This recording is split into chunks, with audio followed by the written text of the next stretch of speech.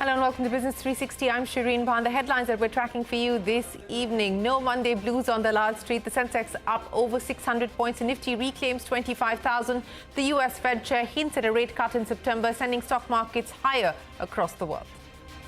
Tensions rise in the Middle East after Israel and Hezbollah launch major airstrikes on each other. Israel's Prime Minister Netanyahu hints at more strikes, raising fears of an all-out regional conflict. Crude oil climbs as analysts warn prices are likely to stay elevated.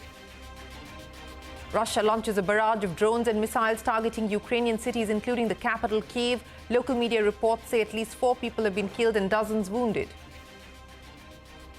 The government decides to set aside a separate corpus to manage the likely fund shortfall under the newly announced unified pension scheme. The new scheme, which comes into effect from the next fiscal, will give a section of retired central government employees the option to choose for guaranteed pension, along with provision for a lump sum payment.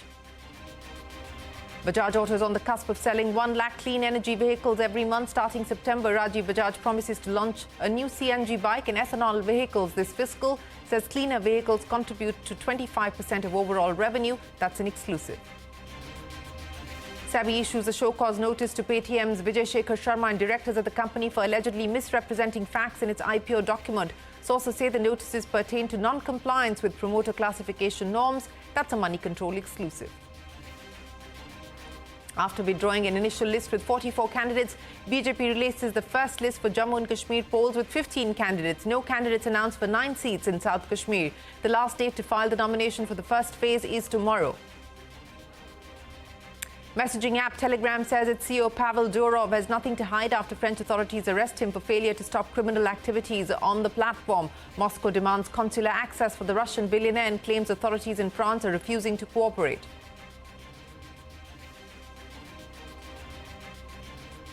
Well, let's start with the market action. Strong gains on the Lal Street as stock markets worldwide reacted to statements coming in from the US Fed Chair Jerome Powell, signaling a rate cut in September. The sensex added over 600 points and Nifty 180 points, moving back above the 25,000 mark. Mid-caps and banks also gaining in trade today. Surabhi is standing by now to take us through the market action. Surabhi, just shy of a record close today. That's how we ended the day. Well, it was a day of steady moves and moves that were taking the indices closer to the all-time high all over again. And you have to thank, of course, the very expected, predictable commentary that came in from the Fed chair at the Jackson Hole Symposium over the weekend. On Friday, those comments were made, and the indication is very clear that rate cuts are coming in September. So that sparked a bit of a global move, and India, of course, was participating in that entire setup. So let's talk about what happened here. Of course, intraday, we saw the Nifty move above 25,000. So we're, just a stone's throw away from the all-time high of 25,078. A lot of, sectors participating today. So it was a very well-rounded move. That's the other good aspect of it. IT, metals. You also have sectors like real estate, PSU stocks. So, lots of different colors and contours of the move. Let's talk about the winners. And IT was very strong because of the NASDAQ rally that we had and the expectation of the rate cuts. So names like HCL Tech, Tech Mahindra, LTI, Mindtree, anywhere between 1% to 3%, depending on which stock you are picking up. A lot of the geopolitics and the moves that we're seeing, both, Russia, Ukraine on one side, and then what's happening in the Middle East with Israel and Hamas and now Hezbollah, that kept commodity prices afloat. So oil was moving higher while we were trading. In general, the metals complex had a fantastic start to the week. In fact, if you look at some of the metal winners, it's across the board: ferrous, non-ferrous, large cap, mid cap, PSU, private. Look at this: JSW Steel, Hindalco, Tata Steel, SAIL, Nalco, and the gains are ranging between 2% to as much as 5% in some of these stocks. So very strong on metals today. Other Nifty winners, the big batsmen were also chipping in with the runs, and that helped the Nifty. So L&T, RIL, HDFC Bank were up and about, and a stupendous move in big mid caps, large mid caps like a Motilal Oswal, JM Financials, NIIT with Mr. Ramesh Damani participating in a block deal, Honasa, PB Fintech, Tata Elxsi. So a huge move on a lot of these active mid-cap stocks. The market will have to eye geopolitics very closely because oil is now moving back to 80, and that will remain a very important trigger and watch point as we come back for trade tomorrow. All right, Surabhi, many thanks for joining us. Now, geopolitical tensions keeping investors on edge worldwide. Israel and Hezbollah have traded heavy fire in one of the biggest aerial attacks on the Lebanon border since the war broke out in Gaza. This comes after Israel killed the Hezbollah commander and allegedly assassinated the political leader of Hamas. Iran's foreign minister has pledged that the retaliation against Israel will be precise and calculated. Meanwhile, ceasefire talks in Egypt's Cairo hang in balance as neither Israel nor Hamas were able to agree on a compromise. But the negotiations continue, and the U.S. said it was still feverishly pursuing a deal. In central Gaza, Palestinians and patients are fleeing from the Al-Aqsa hospital to nearby areas seeking refuge. This comes after the Israeli army issued evacuation orders. Israel's Prime Minister Benjamin Netanyahu confirmed that Israel launched preemptive action against Hezbollah in Lebanon. He also signaled more attacks, warning that this was not the end of the story. We are hitting Hezbollah with surprising trust. 3 weeks ago, we eliminated their chief of staff, and today we foiled his offensive plan. Nasrallah in Beirut and Khamenei in Tehran should know that this is another step on the way to changing the situation in the north and returning our citizens safely to their homes. And I repeat, this is not the end of the story. Prime Minister Netanyahu and crude oil prices gaining for the third straight day as tensions rise in the Middle East. Some brokerages are now expecting oil prices to remain elevated for the rest of the year. Manisha is standing by with more details. Manisha, what are we talking about on the upside now as far as prices are perhaps concerned? Well, most asset classes have been gaining, but crude oil prices have more reasons to gain. We have seen prices move around $80 a barrel. It has been a $4 of a jump up in last 4 trading sessions. It was in the previous week that we saw 2024 lows of $76 a barrel. So $4 of a gain from there. We are way off from $91 of a high that we also have seen in this year. But the reasons for gains clearly are about Israel and Hezbollah exchanging missiles over the weekend. There's no progress on Israel and Gaza ceasefire talks as well. And then the US rate cut expectations, the dollar index trading at a 13-month lows, have been supportive factors as well. For the crude prices, it also has to do with the US crude inventories constantly declining and now at a 2-year lows. If you look at the global crude inventories, those also are nearly 4% lower than the 10-year average at this point in time. So these are various supportive factors into the markets. What is not working for crude, though, is the fact that the demand from China is still on the weaker side. OPEC and allies from the month of October are going to add more production into the international markets. And then there are concerns about demand growth going forward into the next year as well. But a couple of reports are still on the positive side. JP Morgan, for one, says that the crude demand has not peaked yet. And if there is no incentivize or investment in production, then you could be looking at the crude oil prices going much higher, maybe into 3-digit as well. Morgan Stanley, for one, says that this year could be positive, but in the next year, they're looking at much lower crude oil prices, way below $80 as well. So it still is a wait and watch, and whether or not there are more retaliations coming in, and if the crude facilities are at all hurt. Remember, as of now, this is only premium and sentiment. No crude oil facilities have been hurt, and there is no disruption yet. Right. Manisha, many thanks for joining us. And speaking of escalation, fresh developments in the Ukraine war with Russia launching a barrage of missiles and drones at Ukrainian cities. According to Ukrainian authorities, Russia deployed 11 strategic bombers in the air, killing several people and injuring many in 15 Ukrainian regions that were targeted. Authorities also claimed that multiple groups of Russian drones were seen moving in all directions. Several apartment complexes were reportedly damaged, and officials are verifying casualties. People were seen taking shelter at metro stations in Kyiv. The Russian strike has caused massive damage to the city's infrastructure. Many residents were left without power and water supply. Ukraine's President Zelensky has called on the US and European allies for more weapons to strike back at Russia. Back home, the Reserve Bank of India has announced a new credit platform called the Unified Lending Interface, which will be launched soon. Speaking at an event, the governor said that the platform is in its pilot stage and will be launched soon across the nation, hailing it as a game changer for the lending space in India. Governor Das said the ULI will enable seamless delivery of credit. The governor expects ULI to transform the lending space just like UPI transformed digital payments. Take a look. Unified lending interface is expected to cater to large unmet demand for credit across various sectors, particularly for agricultural and MSME borrowers. Based on our experience from the pilot project, a nationwide launch of the ULI will be done in due course. Just like the UPI transformed the payments ecosystem, we expect that ULI will play a similar role in transforming the lending ecosystem. The earlier Trinity was Jan Dhan Aadhaar Mobile, JAM Trinity.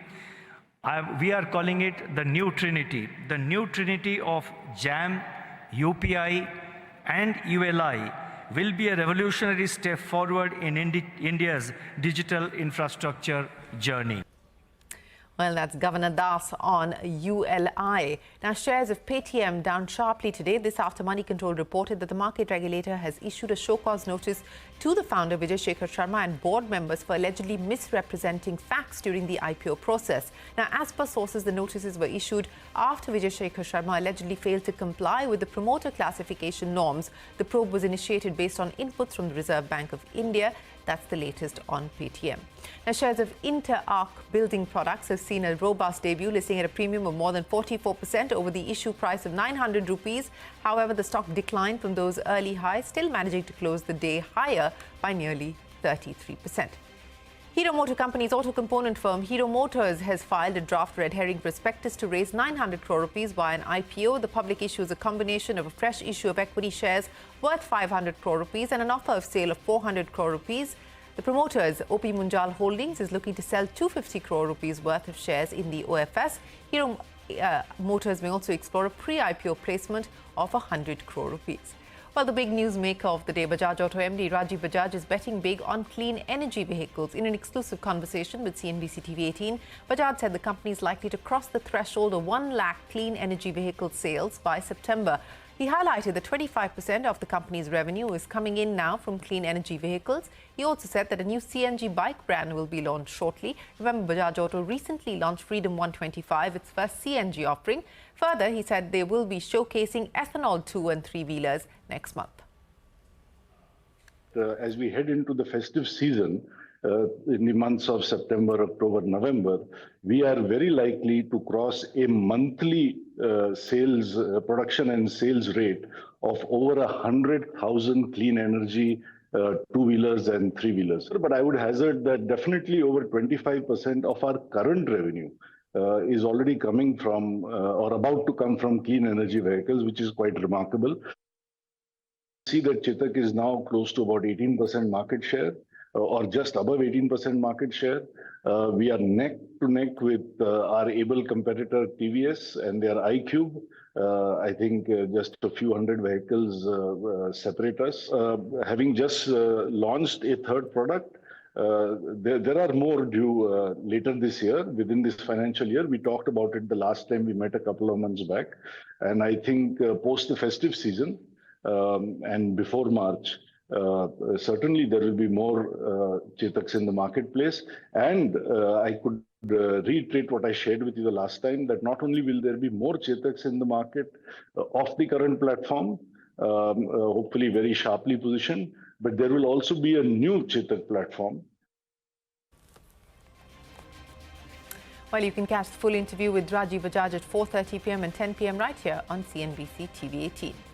Now, shares of Zydus Life Sciences down to a 2-month low after it acquired a 50% stake in Sterling Biotech through its wholly owned subsidiary. The pharma firm bought the stake from Temasek-backed Perfect Day for 550 crore rupees. The transaction makes Sterling Biotech a 50-50 JV and marks the foray of Zydus Life Sciences into specialized biotech products for health and nutrition. Now, here's the latest on the ongoing Godfrey Phillips promoter battle. US-based proxy advisory firm Glass Lewis has recommended that shareholders should vote against the reappointment of Beena Modi as the managing director of the company. That's not all. The proxy firm has also questioned the board's decision on failing to reappoint Sameer Modi as director. The proxy firm flagged concerns regarding the independence of members of the nomination committee. Remember, it is this committee that recommended against Sameer Modi's reappointment as a director. The recommendation was released ahead of the shareholder meeting, which is expected to take place on the 6th of September. Now, the second India-Singapore Ministerial Roundtable has commenced today. Finance Minister Nirmala Sitharaman led a high-level meeting with Singaporean President and Prime Minister, along with Commerce Minister Piyush Goyal, Foreign Minister S. Jaishankar and Railway Minister Ashwini Vaishnav. The discussions focused on deepening collaborations in areas including skill development and digitization. while the government has decided to set aside a separate corpus to manage the likely fund shortfall under the newly announced unified pension scheme. The new scheme comes into effect from the 1st of April 2025. It will give a section of retired central government employees the option to choose guaranteed pension along with the provision for a lump sum payment. Sapna is standing by now with more details on the specifics of the scheme. Sapna, take us through this corpus that the government is hoping to create. Well, the corpus is already there under the funds that are managed by the PFRDA, which is a regulator, and we're talking of big numbers here, around 10 lakh crore plus, of course. But this includes private sector investments. So, on the government side, it will be slightly lower, maybe the 7 to 8 lakh odd crores is what we're talking about. But the critical aspect here also is that what happens under UPS now from the employee perspective? How is the minimum assured pension going to come through? And it's important to understand that what the government is now proposing is, creation of two separate accounts under the pension fund. One would be the individual pension fund, in which the 10% of the employee plus 10% contribution to the government will go in. Government will also set aside a buffer account, so to speak, which will take care of future shortfalls, if any, which will, incorporate that the other 8.5% GOI contribution. So that has got nothing to do with the individual pension account holders. Their pension fund is separate. This 8.5% is going to be more like a contingency fund in case there are potential shortfalls to that assured minimum pension that the government is talking about, vis-a-vis the returns from the market. That will only be utilized in case there's a gap. Otherwise, the expectation is that it's a market that will make good the returns. The government will only have to intervene when required. So this is one thing that people have to keep in mind. Second, also your minimum assured pension is going to be calculated on the default option. What is the default option under the PFRDA regime? Basically, the investment pattern that they have, 85% in fixed income instruments, 15% in equity. So that is how the minimum assured pension is going to be calculated.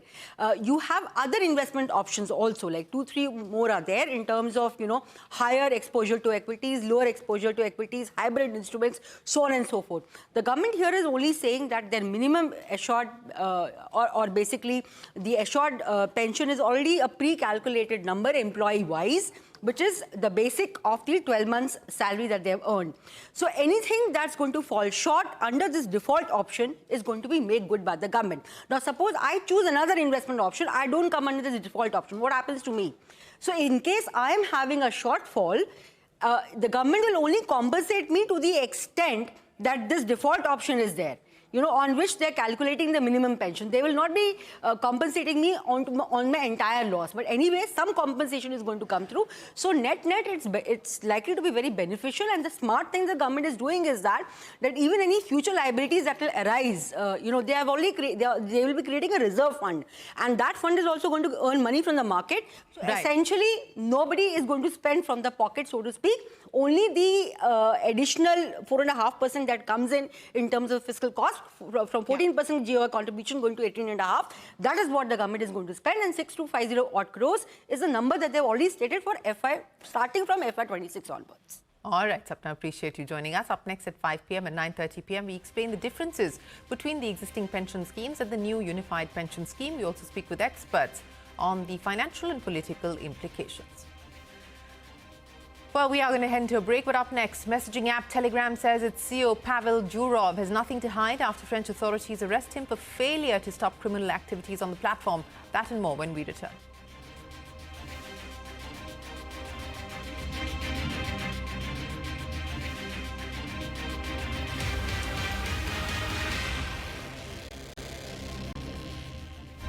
Messaging app Telegram has said that its CEO Pavel Durov has nothing to hide after French authorities arrested him for failure to stop criminal activities on the platform.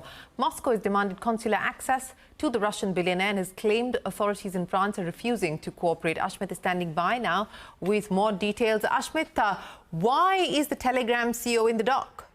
Well, at the heart of the matter essentially lies concerns on part of the French authorities about lack of moderation of content being hosted on Telegram. That's exactly at the heart of this issue. The genesis of this issue as to why he was arrested, the technicalities of it all essentially is a French agency by the name of OFMIN had issued an arrest warrant. This is the French agency that deals with crimes against minors. They were the ones who had issued this arrest warrants against him, which raised concerns, which raised the questions that there were possible questions being raised by the French authorities on CSAM or child sexual pornography. That is one concern that was on the minds of the French agency. But not just that, there are also larger issues with respect to drug trafficking, promotion of terror. These are, of course, some of the concerns that have been expressed by the French agency. As for him, he was arrested on August 24th. The French agencies can hold him for 4 days or for 96 hours, after which they either have to release him or have to press charges against him. As far as reactions again coming in, a lot of conversation around free speech, the likes of Elon Musk expressing surprise and shock at this arrest that has taken place, raising questions about free speech. Edward Snowden as well, talking about how this will impact the conversation around free speech, not just in Europe, but across the world. Even the likes of podcast owner Lex Friedman expressing concern here at this arrest that has taken place. As far as Duruvo is concerned, again, he's a multi-billionaire, $15.5 billion. Telegram hosts over 900 million active users. So this will impact a service that is in fact spread across a vast number of people. Of course, we're yet to uncover these details, which will begin to unravel once the formal court documents become available. For now, the Russian embassy in Paris saying that we're seeking access to him. We're looking to extend legal support, but the French agencies simply are not cooperating at this stage. All right, Ashmit, appreciate you joining us. And German optical lens maker Carl Zeiss is all set to invest 2,500 crore rupees in India. The money will go towards constructing a new plant in Karnataka to augment production. The company had a turnover of 1,800 crore rupees in India last year and is targeting a turnover of 5,000 crore rupees by 2027. Shivani Bazar's caught up with the company's management to find out more about their India plans. German lensmaker Carl Zeiss has been known for innovations in vision care for the last 175 years. The company has completed 25 years in India and is now getting ready for the next phase of growth. Carl Zeiss had a turnover of 1,800 crore rupees in India in 2023 and is now targeting a 5,000 crore rupees turnover in the next 3 years. The next action plan is to set up a fourth manufacturing facility in India to rapidly increase production. In India, we have been more than 25 years working here, and our plan now and for the future is to double the capacity of our manufacturing plants.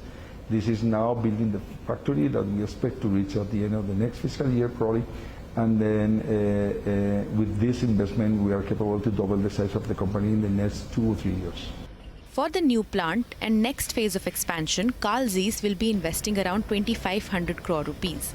This will help in increasing production for Tier 2 and Tier 3 cities and also help in expanding the company's global footprint. Our expansion growth is coming from 2 domains. One of the domains is related to customer segment. We want to expand our customer base and we want to penetrate much more in the new customer segments. The second part of the growth is coming from the territories. Currently our setup is very well covered in metro cities and Tier 1, but the plan for the future is to cover Tier 2 and Tier 3 cities in order to close the much better quality of healthcare and solution to our customer in these Tier 2 and Tier 3 cities. As part of the growth plan, Zeiss will be focusing on healthcare equipment and also making India the R&D hub for its global operations. India is now moving in the innovation area. We are providing a lot of technology in order to support the growth of India in research and development. Semicon is now a new technology, who is a new sector, who is now coming to India. Recently there was a lot of announcement by the government that there will be set up a clear semiconductor industrial here in India, and we are capable to support in many of these processes and in many of these value chains some technology to support this growth. For Zeiss, India is currently the 8th biggest market globally, and with the latest investment of 2,500 crore, India could soon be among the top 5 markets for the German lens maker. In New Delhi, this is Shivani Bazaz. Well, with that, it is time for us to wrap up this edition of Business 360. The news will continue after this break. Stay tuned to CNBC-TV18. We're back in a moment with more.